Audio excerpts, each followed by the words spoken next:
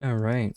Hello and welcome back to our reading of Hunter the Reckoning, the Beast of Glenkildove. As before, this is a interactive novel. As such, it has no visuals or music, though I do have music going in the background for myself for purely immersive purposes, which I've added the link to what I'm listening to, which seems to be doing the trick, to the description. Which, considering I still have 2 hours left on this 3-hour long video, it'll be this one as well, because I don't see why not. I think the only time I might change it up is if I feel like I'm suddenly in the mood for some Peter Gundry, Adrian von Ziegler, or something a bit more intense. But we're not in any combat scenes yet. We are in ominous, suspenseful build-up and a little bit of backstory, I suppose. Foreshadowing, for sure. We have met 4 or 5 different kids around our age. And we are playing as a 16-year-old London girl named I don't know. I forgot my name already. It was Nure. Hold on. I might be able to find this in the Google history because I had to Google how to say it. Nurin. You know, maybe it's just like Durin, the dwarf, but Nurin. I'm gonna go with that. I've also found out how to change it to dark mode, so I'm not going to burn my eyes like the last hour of the reading. I've also checked and noticed that our attributes and skills have gone up a little bit. We've gained 1 charisma and 1 composure from our choices thus far. And we've also gained 1 insight and 1 persuasion. So we're doing pretty good in the social category.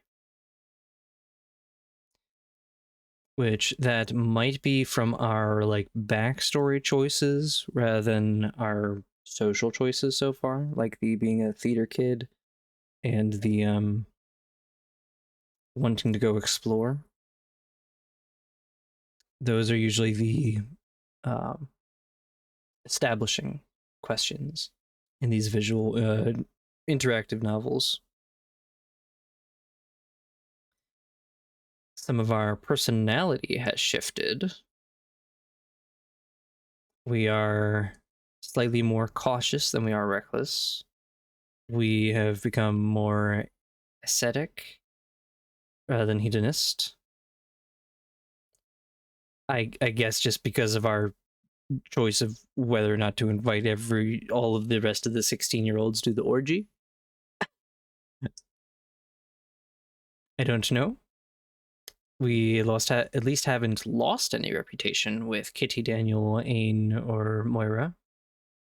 And we've gained a little bit with Cormac, Simon, and Claudia. We don't have any edges or creed yet, which makes sense. We've only just started out.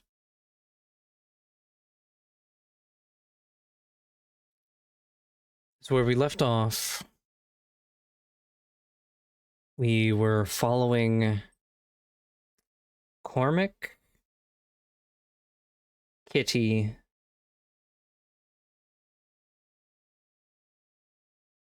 Claudia? Yeah, because there's 2 girls. Okay. So there's Cormac and Claudia. and Simon. There's Cormac is the one dude with the haystacks and the flannel.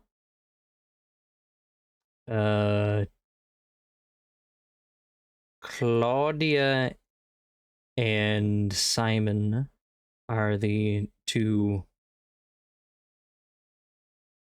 Protestants. And then we met the two other siblings down the hill, Kitty and what was his name? The dude in the suit.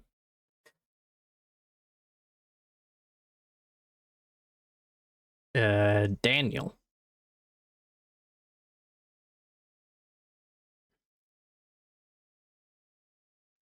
Moira's the aunt, and I don't recall if we met in Ain yet. They were just telling us about the Beast of Glenkildove, and that they're going to Glenkildove, possibly trespassing.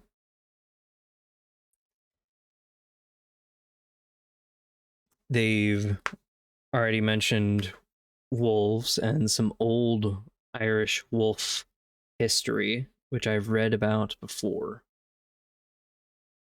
Wolves were native to the Emerald Isle, but you know, wolves are kind of bad for farming, and farming was a big thing. Sheep, farms, cows, whatnot. So wolves got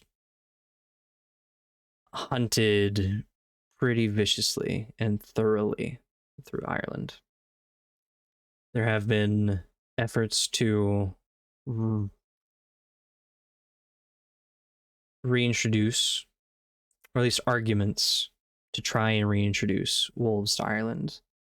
The trouble, though, is that there's no space left for them.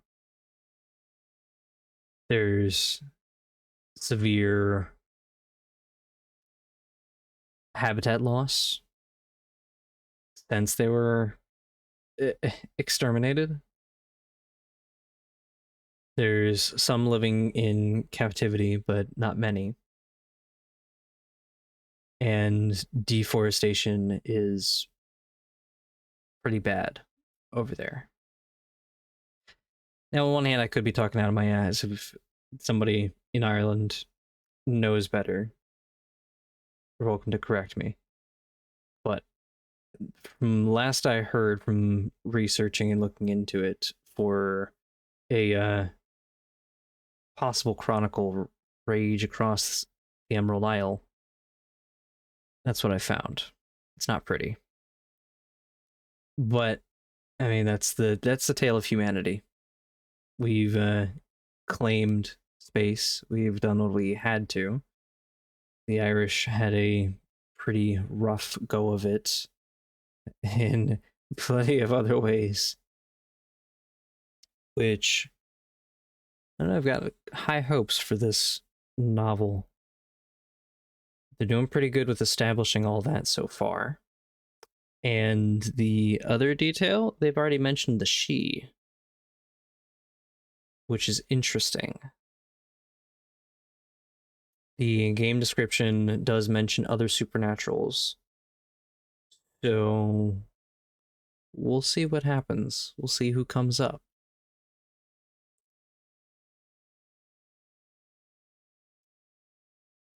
All right, so I'm going to reread this page. Cormac grins. As far as we can tell. Simon looks abashed. We've never actually asked as such, but I'd like to think we have as much right to walk up there as she does. The trail winds on up through the forest. Every now and then, a break in the trees gives you views of the soaring mountains all around you. lushly green expanses marked once in a while by the silver-white lines of waterfalls. There is no sign of human habitation anywhere on these slopes. Kitty passes out crisps for everyone to eat, subsequently collecting the empty, crumpled packets in a small canvas bag, which she returns to her backpack. There is a little desultory conversation. You learn that the Fox siblings are the children of an academic, a professor of English literature, who lives locally but works in Dublin. Daniel's family came from Lebanon, though he has lived in Ireland since he was 6 years old. Despite some mutual good-natured teasing and a little bickering, it's clear that the members of this group have known each other for a long time and are comfortable and at ease with one another's company. But how do you feel? I feel comfortable and very much like I feel uncomfortable and very much like an outsider around them. I feel as though I've known them all for years. I like them, but I don't yet feel as though I'm one of them.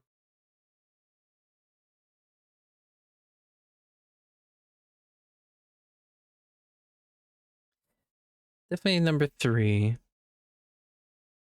We're not quite an outsider. I mean, we definitely are. They're making us feel comfortable and everything so far. They're friendly. So far. Plenty likable. They're doing a good job of catching us up on what's what. But we're definitely not part of the group yet. Not quite. We've got a lot more catching up to do.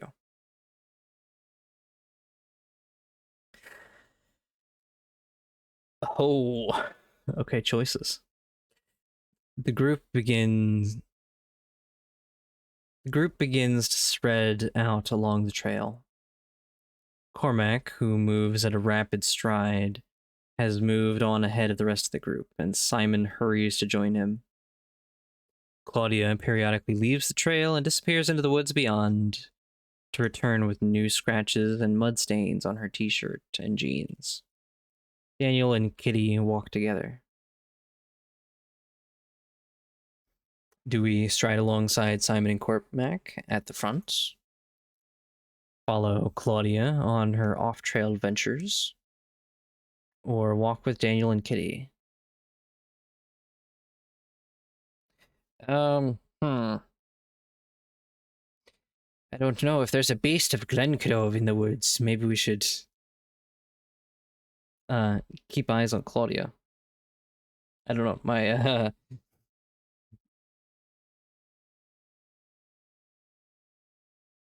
eldest sibling instincts are telling me to keep eyes on Claudia.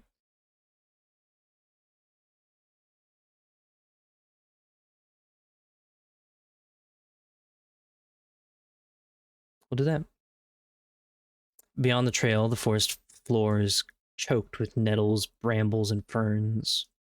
Claudia has obtained a stick and is thrashing a path through the undergrowth with enthusiastic slashes and swipes. She grins as she sees you. It's clear that Claudia has already taken a shine to you. Nobody else ever leaves the trail, she says, so I don't really see the forest at all. Just the part that other people want them to see. You might as well stay at home if you're going to do that. But everyone acts like coming out here is like leaving the path in Mirkwood. Okay, well, we went with the theater kid background, so I think we'd recognize Mirkwood.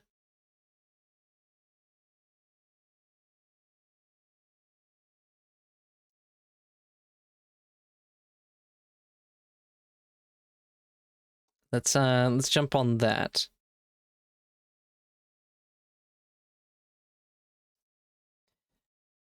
My brother is. The Hobbit's all right, but Lord of the Rings, 50 pages of Hobbit genealogy before anything even happens? No, thank you, J.R.R. Tolkien.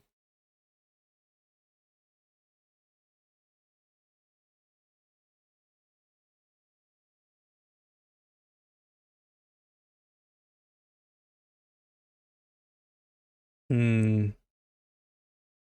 We'll defend Lord of the Rings. It gets good. You just have to stick with it. There's a ton in Lord of the Rings. I've never read it, but there's a ton in there.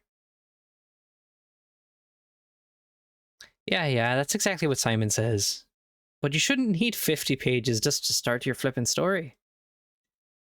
For a while, you and Claudia move through the undergrowth, pushing and hacking your way through the brambles.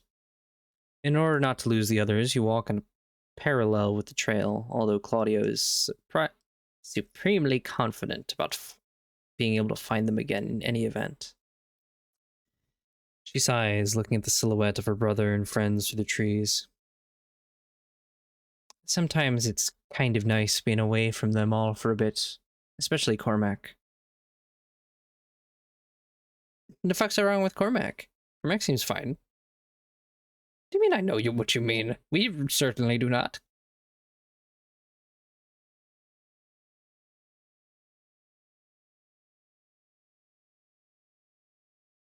We'll go ahead and press that issue. It's not that I don't like Cormac, even if I don't think he's just the coolest thing ever, like my brother does. Oh right, yeah, Simon. Simon is Cormac's shadow over there. It's not that I don't like Cormac, even if I don't think he's just the coolest thing ever, like my brother does. But he's. She hesitates. Moody. He's your best friend one day, then he won't even look at you the next. He's got a temper on him. Werewolf. What? Werewolf. Werewolf. And he's got a temper on him. He can actually be really scary when he properly loses it. Even when he's in a good mood. I always feel a bit like I'm walking on eggshells around him, you know? We have, but your brother likes him? Is it something to do with your family? Aunt Moira mentioned something about the O'Donnell's reputation around here. You make him sound like a bully.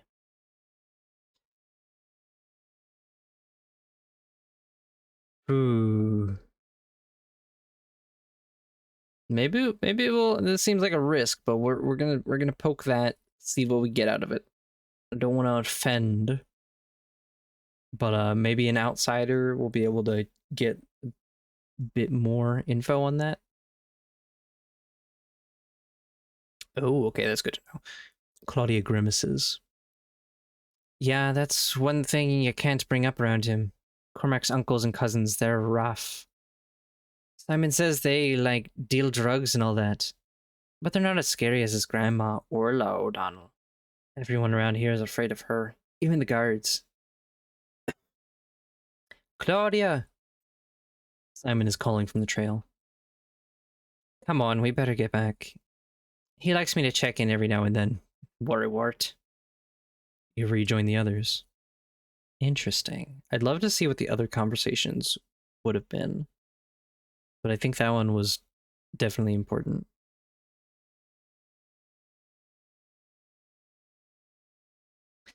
At last, you reach the top of the trail and emerge from the trees into mellow late afternoon sunshine. The group gathering together once again. Over the shoulder of the mountain, there is an open expanse of grass and yellow gorse, dropping down into the valley beyond. Glenkildove. Most of the glen is covered with pine trees. At its heart, there's a circular lake, its waters still, brooding, and dark. On the shore of the lake closest to you, there's a cluster of stone buildings shaped like beehives, enclosed within a mortared stone wall. A round tower, some 100 feet tall, rises at the heart of the little settlement. The Glenkildove Monastery, Simon says. They lived and prayed in those stone huts.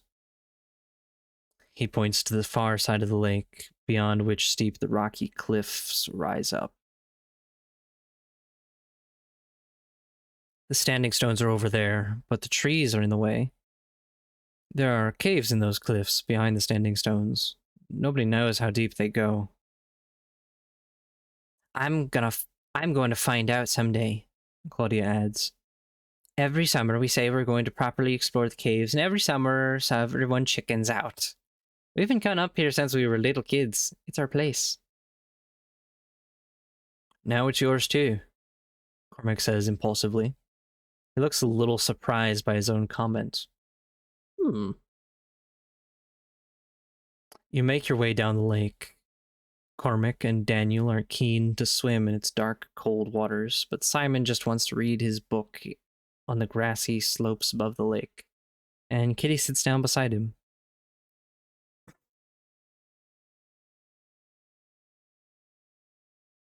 Meanwhile, Claudia is anxious to look around the monastery buildings.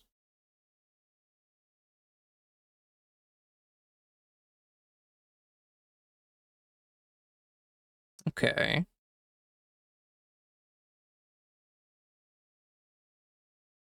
So, Simon, who is Claudia's brother, sits and reads his book. Kitty, who is Daniel's sister, sits down beside him. Interesting.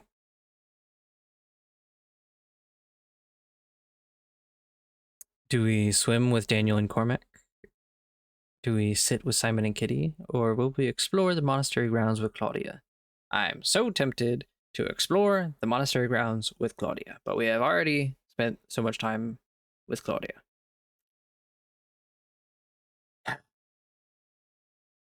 Theater kid.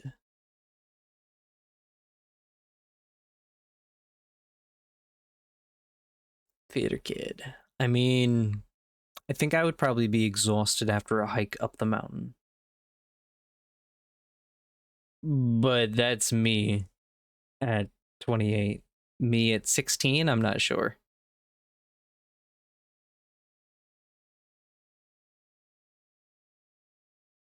I don't know. Swimming with the boys sounds spicy.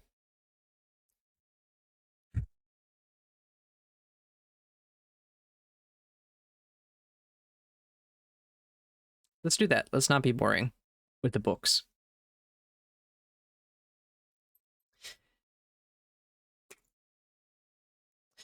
There is a pebble strand leading down to the beach, and a large boulder a little way beyond it, above deep waters.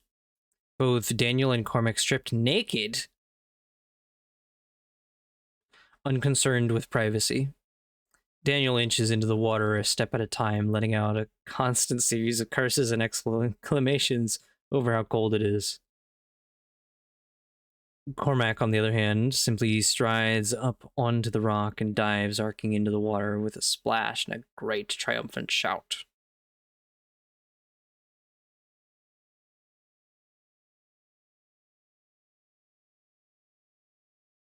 Do we follow Cormac's lead and strip off our clothes and climb on top of a rock and dive into a lake after him?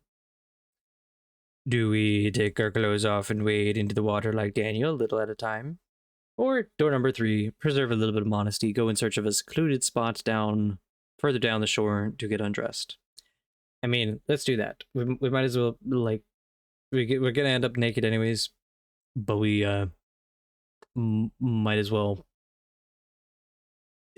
just do door number 3. Yeah, do that.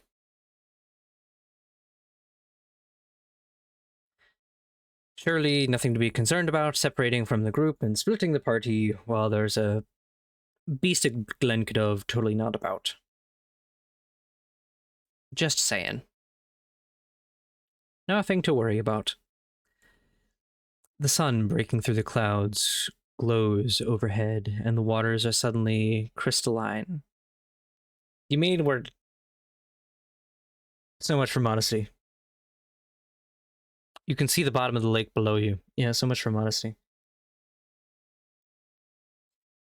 It looks like the interior of a deep green cathedral with natural rock formations like pillars and great arches, with shoals of silver fish swimming through them. Then the clouds return and the vision vanishes.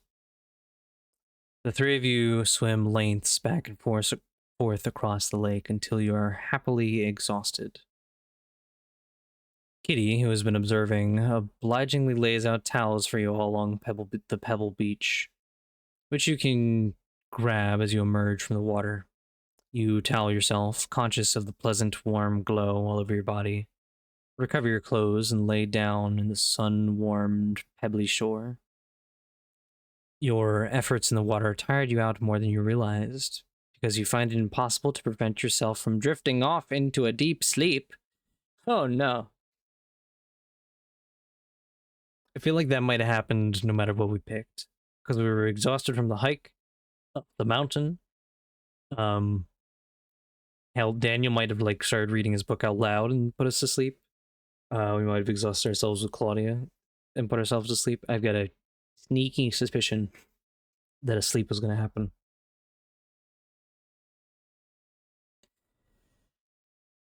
When you wake, the day has advanced considerably.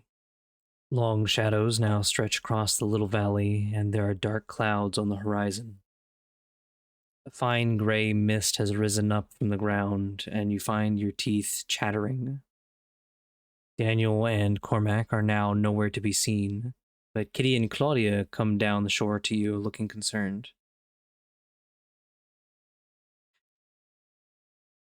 Oh, there you are. It's time we're getting home. I think it's going to rain soon.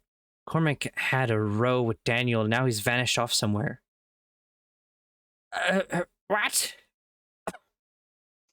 He's probably off in the woods by the standing stones, Claudia pipes up. That's where he goes to sulk. Would you mind going to fetch him? Kitty asks you. I think he's in one of his moods. Maybe you can talk to him.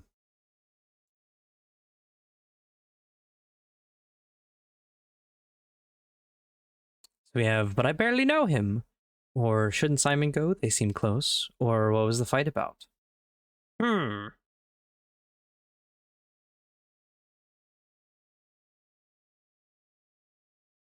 Let's check that. Kitty rolls her eyes. Boy stuff. They're both always showing off and competing with each other. There is nothing for it but to make your way into the darkness beneath the trees. What?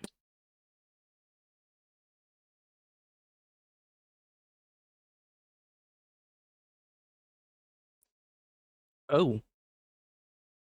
Okay, so this is the other name I didn't recognize before.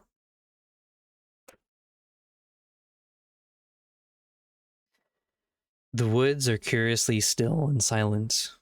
The noise of birdsong is muffled, as though it is something coming from far away. You follow a winding path underneath the pines. The woods do not look very big from the hill above Glenkildove, but once you are within them, they seem far more extensive. Try as you might to contain it, you begin to feel an inexplicable fear that you have somehow become lost in this forgotten corner of Ireland. That you could keep walking for weeks and see nothing but these pines all about you.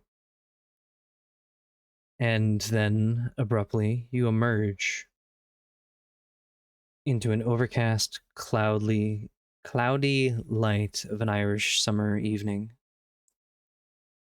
You are at the far end of the glen. Beyond you rises a semi-sheer granite cliff. There is an opening in its side about halfway up. A black cave mouth from which issues a little waterfall, which crashes down the cliff face into a pool between two rocks at the bottom. Its still water is constantly churned by the frothing, white-tinged waters descending from above. Between you and the cliff is a grassy knoll, and on the grassy knoll, a circle of weather-beaten gray standing stones with a low, flat stone at its center. Between the stones, looking at you curiously, is a girl of your age. She's dressed in... There's a surprising amount of kids my age in this corner of Ireland.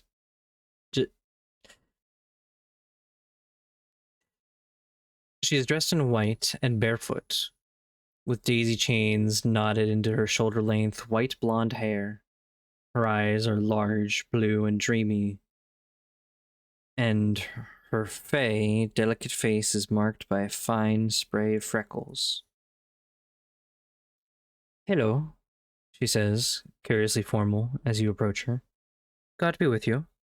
I'm Anya." Anya? Anya?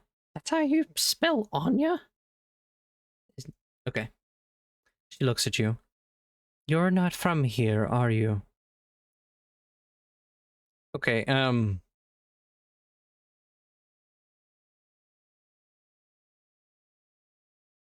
werewolf? Fae? It might be an autumn or Arcadian she.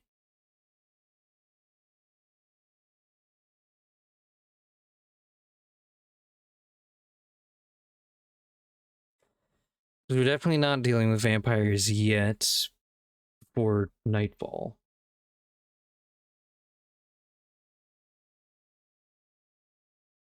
And something tells me she ain't human.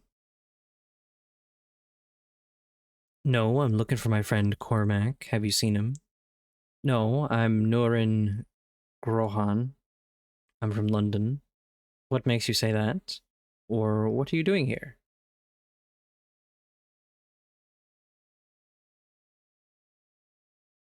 Well, at least she didn't ask us for our name, so we can offer that.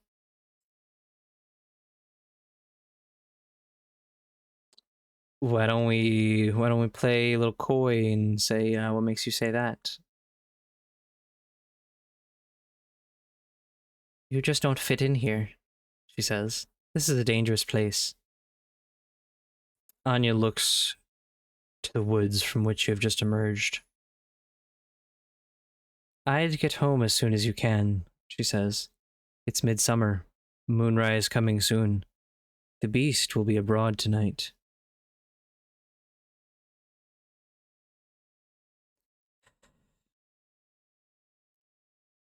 Yeah, let's focus on the objective here and find our friend. Both of these are valid questions, especially number 2. Actually, you know what? Yeah, we're gonna do number 2. Aren't you scared of the beast yourself?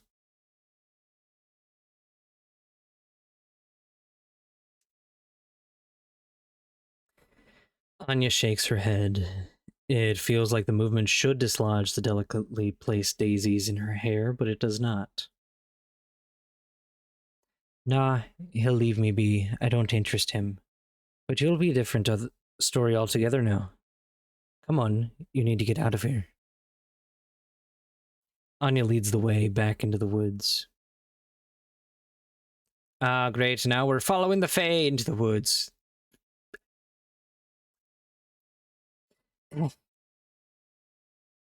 "It's easy to get lost here," Anya says, flitting ahead of you like a pale shadow. "When the Saxons came to Ireland, they drew lines on paper. Compasses and pencil are their real weapons, not blades and bullets. They were very clever and very patient. They measured and drew the wilderness out of the bogs and the mountains and the woods and the lows. They bound it up in their surveyors' chains. Their maps took the land away.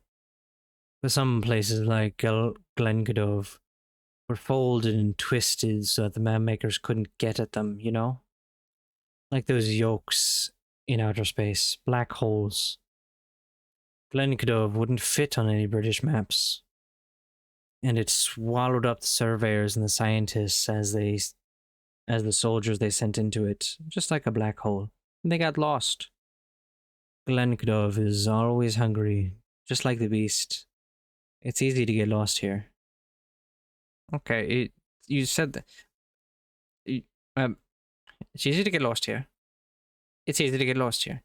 You're a funny lady. You know that? Still talking, she turns a corner and is suddenly gone into the undergrowth. All right. Spooky. Nurin? It is Cormac. He is sitting under a tree by the side of the path. We can say, Cormac, I think we need to get out of here. Cormac. Feel relieved to see him after the strange experiences in the woods and the standing stones. It's good to see you. Or, there you are. Come on, we need to get home. Your temper tantrum might mean we're all going to get soaked in the rain.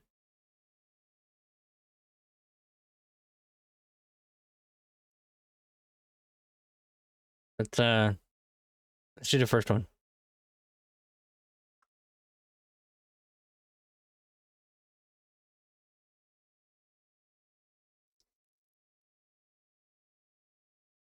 Cormac frowns. He seems to have calmed down a little. I know I shouldn't let him get to me that way, he says, meaning Daniel. But Daniel, it's hard to explain. Maybe when you first meet him, you think he's funny. He's this funny, charming fella. Later on, you realize that he actually thinks he's smarter than everyone else. He's laughing at you all the time. And Kitty, she wants to look after everyone. That's really just another way of saying she wants to control everyone.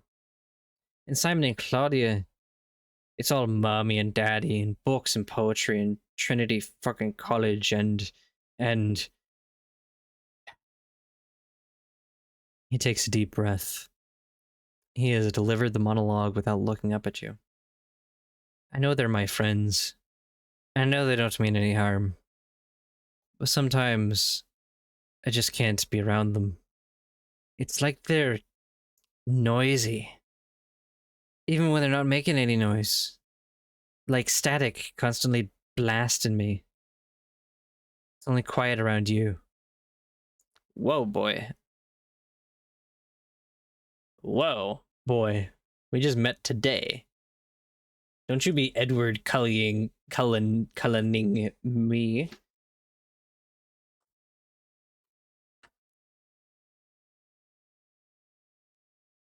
Or a Sookie Stackhousing.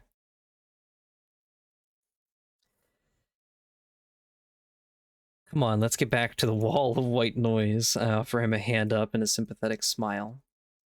I think your friends have put up with you considerably more from you than you do from them. The only reason I don't annoy you yet is because you haven't been around me as long. Okay, logical. Cold and logical. Or, I roll my eyes. You're a spoiled child, Cormac O'Donnell. You drive everyone away sooner or later. Damn.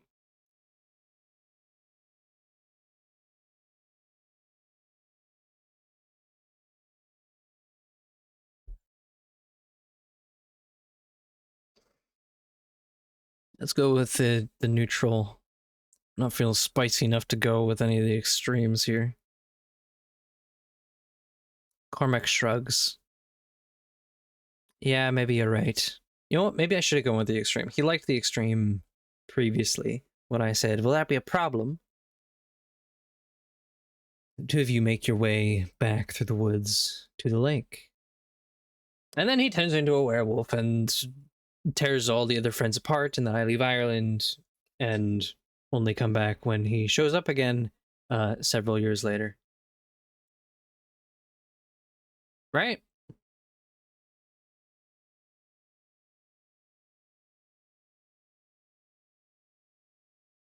The others are waiting there, and you make your way back to the village in subdued silence. You mention the strange girl you met. Anya, Kitty says. Anya Madigan. She's a strange one, and no mistake. She went to school in the village for a little while, but I suppose things didn't work out. She just left one day. Her family deal in horses, and, well, they keep to themselves. My ma always said they were an old family, a very old family. Anya couldn't read or write when she came to school, and her teachers didn't make much headway either. I tried to help her, but she was too shy.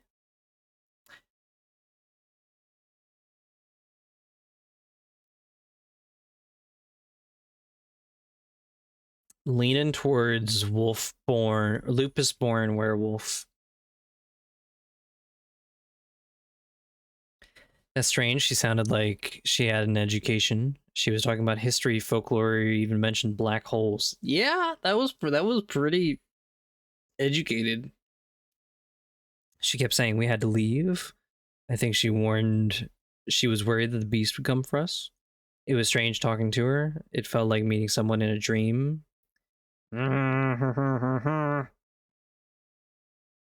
She sounded bloody mental.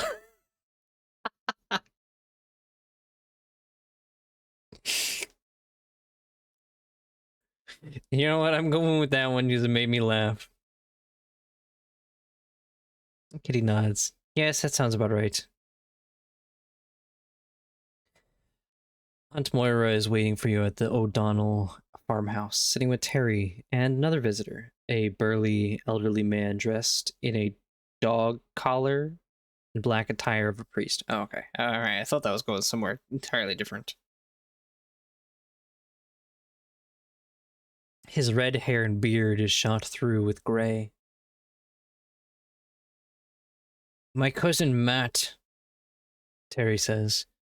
You might call him the black sheep of the family. He only went and joined the priesthood, but I could tell you a story or two about him when he was younger. Oh, he was a wild one. He grins at you. The priest, Father Matt O'Donnell, hides a mirror image smile behind his whiskey glass. Oh no, Terry. It's the holy rollers who don't have stories like that about them that you have to watch. Those are the bastards with something to hide, mark my words.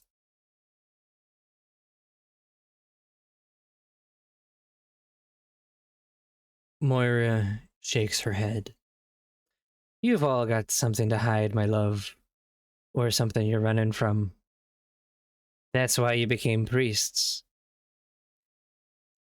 But you sense a wry, reluctant affection behind her words. Father Matt seems to take no offense. Ah, Moira, he says. Sure, it's just as well you never darken my church doors of a Sunday.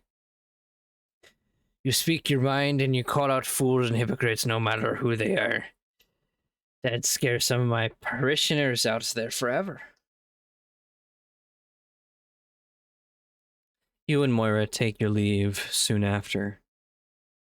Soon you're back in your room under the eaves of the Wolf's Head, looking through an ivy-choked window at the courtyard below as the sun sets red and gold over the Wicklow Mountains. As your breathing slows and your eyes close, you consider the summer ahead of you. From things your father said before you left, you suspect that this summer stay in Ireland will become a yearly event. How do you intend to spend your summers in Ireland? Now we have several options. This is probably going to affect some skills, considering some of these I've just glimpsed. Will we help Aunt Moira out by working at the bar of the Wolf's Head? That seems like a decent option. You get to get a little bit of money, some social skills. I will go and work in the local garage and taxi service owned by Daniel's family down in the village. Oh. I can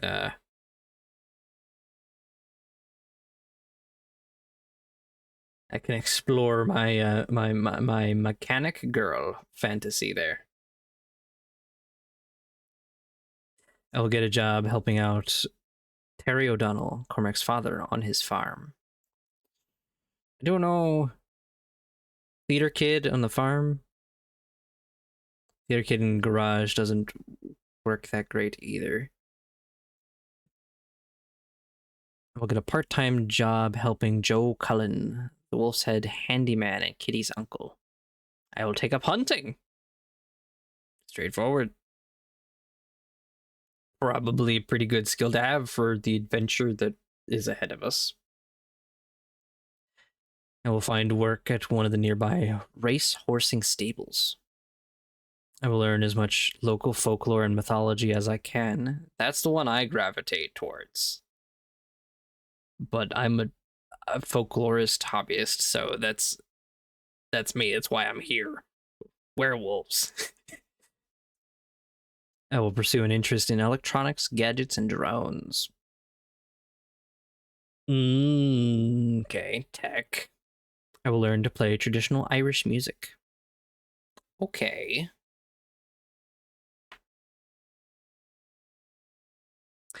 It says summers plural, so we may not get another option.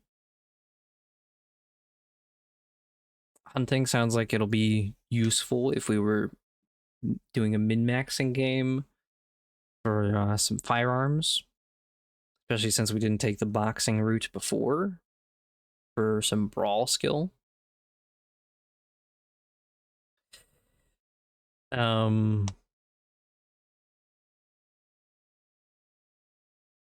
Local folklore and mythology. What was the other one that jumped out at me? The garage.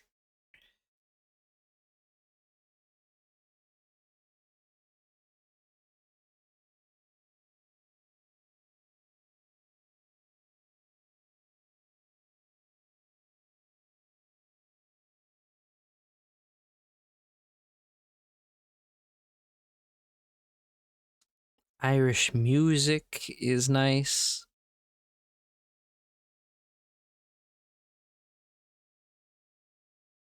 I think with the performance background, that might do well. I'm not sure how that'll apply to the story and the hunt, but I'm sure there's a way.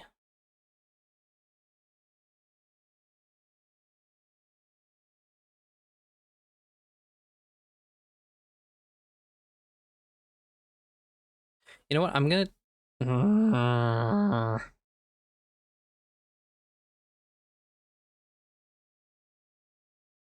Might need to get like a dice roller app open for some of these and just go with whatever.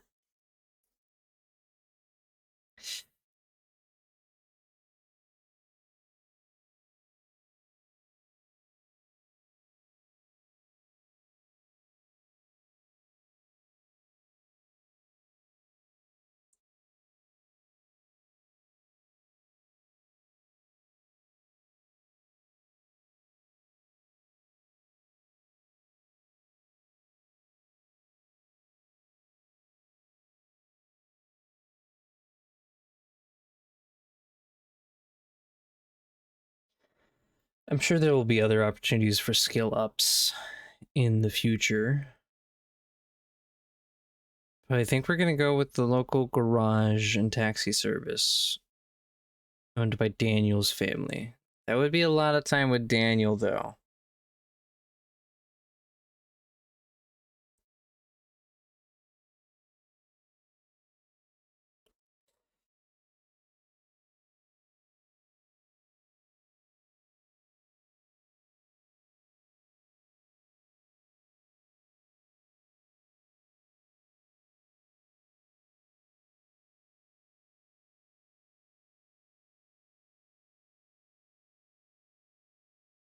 You know what? Let's do traditional Irish music. That'll give us something in common with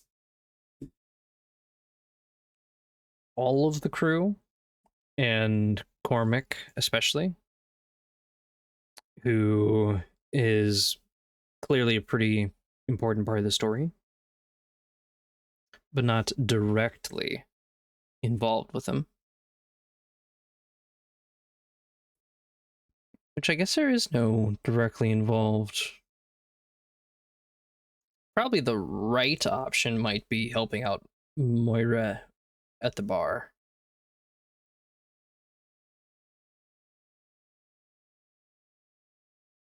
But I love me some Irish music, so let's do that. Ah, well, there you go. A group of gray-haired old Irish musicians play at the Wolf's Head on Saturday evenings.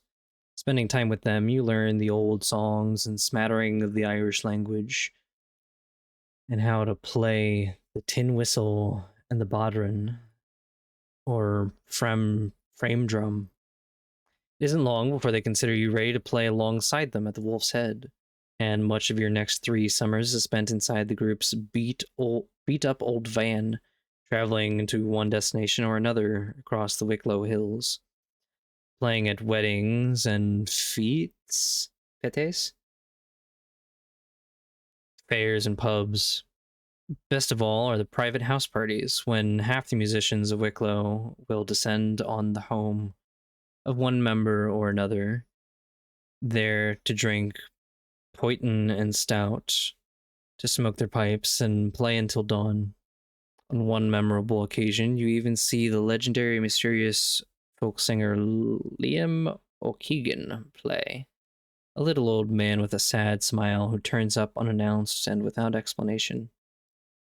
He plays from night through to dawn, alternating between sad songs of haunting beauty and lively jigs or bawdy songs full of joy and laughter, before disappearing as abruptly as he arrived. Okay, interesting. Despite your London origins, you are unquestioningly accepted by the folk musicians' tight-knit community, and as a result, you are well respected throughout Ballyavon. You have gained the insider edge. This edge means that you are both known and liked within the insular community of Ballyavon and the farms around it. People in the area trust you and will confide in you, giving you a significant advantage while investigating in Ballyavon as a hunter. Okay, I mean that I like that. That sounds great. That sounds like the equivalent of fame, perhaps, or contacts.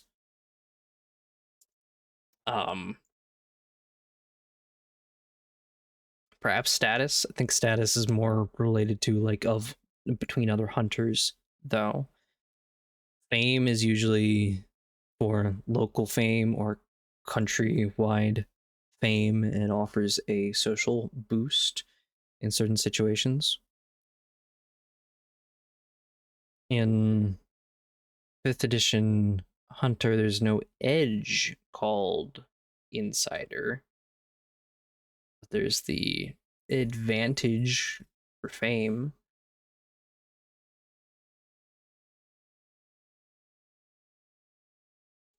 You often see Cormac at house parties. Despite his family's reputation, he is respected and admired in the folk music community for his musical talent. Good, good. That was the intention. We got it. You see a different side to him at such gatherings. He seems joyous yet calm when he is playing, as though all of the restlessness and anger and agitation that you saw that day in Glenkildove just melts away once he puts the fiddle to his shoulder. How do you treat him when you see him? Good, we treat him good. Be nice to the boy. I am warm and friendly, and I play with him whenever I can. I am polite when I see him, but make no effort to seek him out. Or I make a point of avoiding him and refuse to attend any house parties where he is likely to be. Why? Why be rude with the boy? Be warm and friendly.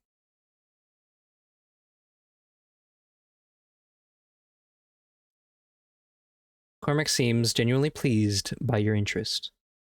The times when the two of you play together quickly become a highlight of such evenings. You seem to share an almost mystical connection. No matter how complex the score, the two of you can play it together with instinctive collaborative grace.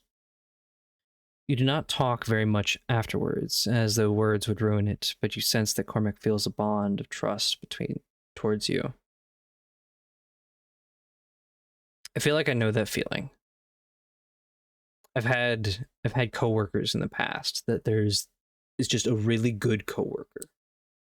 Very little is spoken, very little is said. There's absolutely no discussion or hanging out after work. But there's that connection when it's the two of you on shift. You know it's going to be a good shift, and you know you're going to get so much done. This is not exactly the same. This is an art. Two artists, two creators that are just meshing well together and having a good time.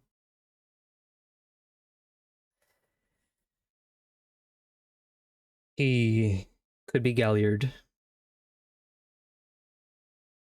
Probably gonna end up being a Galliard. But just because he likes song doesn't necessarily make him Galliard either. Song is important to the Guru. It's the reason why they have a whole, class for it. The whole auspice for it. The other thing I'm going to say is I found that I appreciate in a character seeing passion. Not passion as in like sexiness or like lust or anything, but passion as in a character getting excited about something. Unpopular opinion, but Baldur's Gate 3, the romance option that I've gravitated towards, I thought it would be pretty much anyone else, but Gale, the wizard. Once I saw him, got him talking about the weave, there was something I appreciated in that, which I'm seeing in Cormac too. He's got a passion, which I appreciate in a person. They've got a hobby, that they've got goals, they've got aspirations. Maybe even not sure what to do with it, but that they're passionate about something.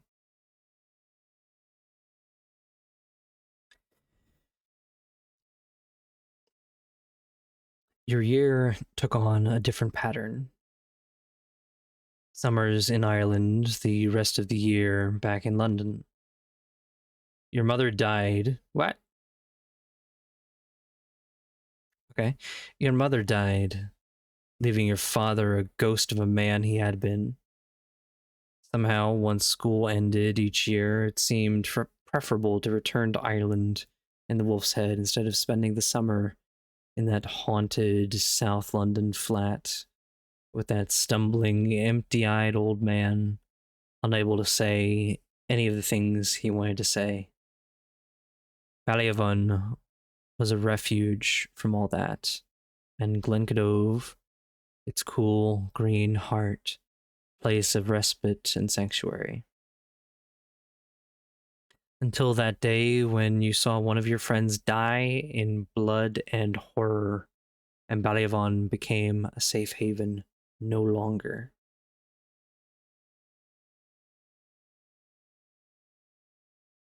Well, shit.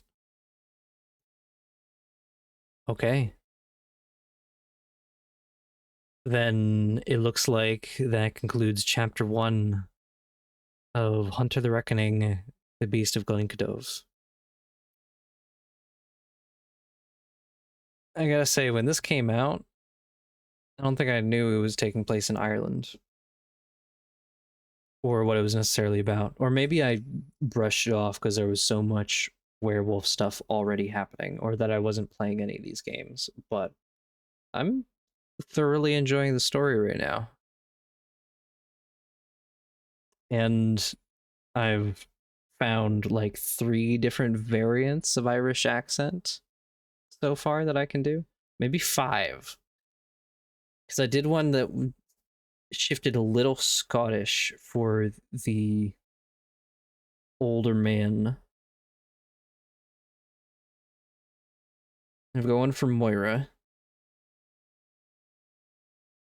which I'm using my shrewder older woman voice for that, with a Irish twist on it for the accent. 2 different pitches for Kitty and Claudia, but they're a little too subtle to be noticeable unless they're in a conversation with each other. I definitely ended up going rougher timber and stronger Irish for called sea boy, werewolf boy, definitely a werewolf boy. A little lighter on the timber for Simon. And I think I just ended up doing an American for Daniel. I don't know, maybe he just struck me as that generic or that shallow. I don't know. I think I might have put a light Irish twang on that.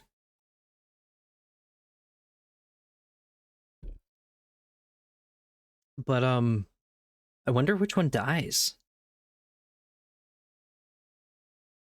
It could be that um Nu- Nurin assumes that fuck it, what was his name?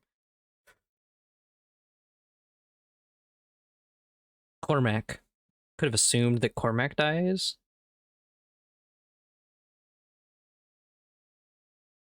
First Edge, Insider. Nice, nice, nice, nice, nice.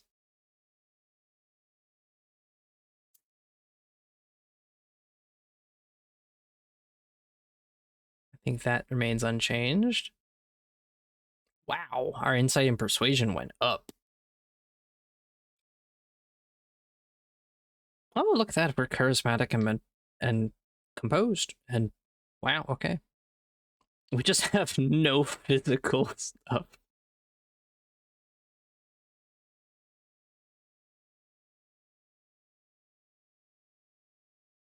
We're gonna need to learn how to drive first thing we get the chance.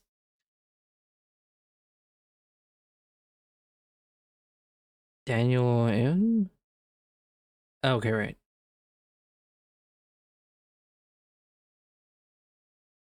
No, no, no, no, no. And Orla O'Donnell. Grandmother. Okay, right. Uh Emaine McCranny?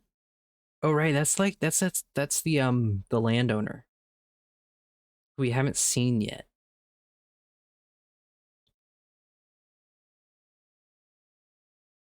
She founded a civil engineering firm in Algeria and made enough money to move to Ireland, where she bought the land around Glenkildove and settled down. She's reclusive and short-spoken, possibly a vampire.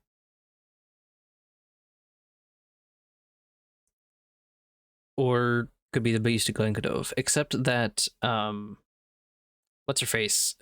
Anya, Anya Madigan. No other Madigans? Okay, yeah.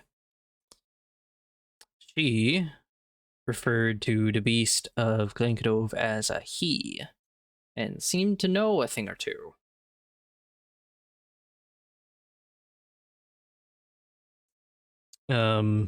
She could also be a loon, but I seriously doubt a loon would talk to a human. Oh, they also said she went to school, but just was hard to connect to and hard to teach. So, but also strangely well educated, despite not doing well in school. So I'm leaning towards werewolf there. Torn between werewolf and fae.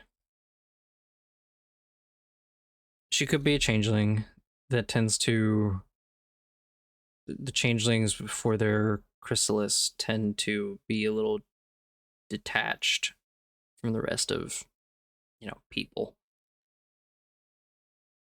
And a little odd.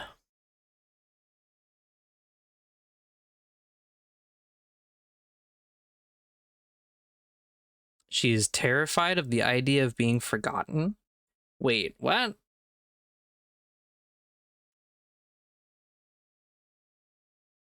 Changeling. Changeling. Okay. I'm going to pause here before we get to the next chapter. because it do be about my bedtime, and we are at the hour mark and the new chapter mark. So, all things considered, seems like a decent place to pause our Hunter story for tonight. Thank you for watching, and I'll see you next time.